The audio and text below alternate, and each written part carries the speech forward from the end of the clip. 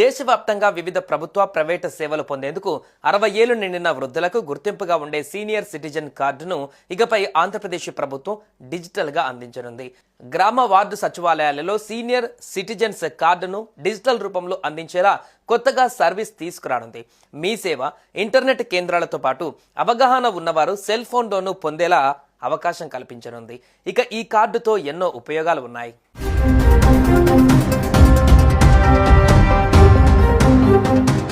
Senior citizen కార్డును ఎలాంటి రుసుము లేకుండా ఫ్రీగానే పొందవచ్చు.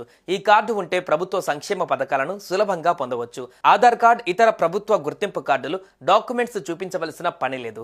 అదేవిధంగా ఈ కార్డు ఉంటే ఆర్టీసీ బస్సుల్లో టికెట్లు 25% రాయితీ లభిస్తుంది. ఈ కార్డు ఉన్న వారికి కేసుల విచారణ విషయంలోనూ కోర్టులు ప్రాధాన్యమిస్తాయి. అదేవిధంగా పాస్పోర్టు సేవల్లోనూ ఫీజులో 10% తగ్గింపు ఉంటుంది. ఫిక్స్డ్ డిపాజిట్లపైన 0.5% అదనపు వడ్డీ రేటు లభిస్తుంది. 80 ఏళ్లు పైబడిన వారందరికీ అదనంగా 1% వడ్డీ రేటు లభిస్తుంది. వీటితో పాటు ఆదాయ పన్ను మినహాయింపు సైతం లభిస్తుంది.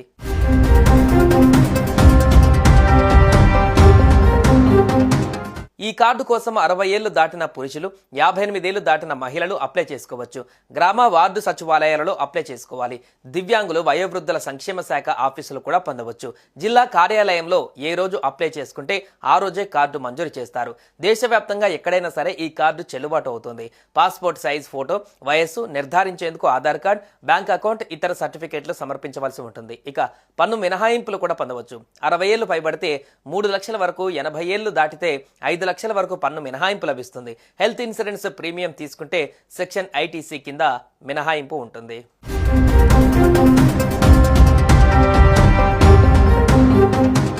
ఈ కార్డుతో ఆసుపత్రుల్లో ప్రత్యేక క్యూలు, రాయితీలకు అవకాశం ఉంది. మందులు, డయాగ్నోస్టిక్స్ టెస్టులపైన ధరలు తగ్గుతాయి. ప్రయాణంలో రాయితీలు ఉంటాయి. ఇండియన్ రైల్వే సంస్థ రైలు ప్రయాణంలో 60 ఏళ్లు నిండిన పురుషులకు, 58 ఏళ్లు నిండిన మహిళలకు 40% టికెట్ రాయితీ, 80 ఏళ్లు నిండిన వారికి 50% రాయితీ కల్పిస్తుంది. కొన్ని ప్రైవేటు బస్ సర్వీసులు, ఎయిర్లైన్స్ టికెట్ ధరలు తగ్గిస్తున్నాయి. Indira Gandhi national old age pension scheme వంటి పథకాలకు అర్హత లభిస్తుంది. రాష్ట్ర ప్రభుత్వాల నుంచి కూడా పెన్షన్ స్కీమ్లకు అవకాశం ఉంది.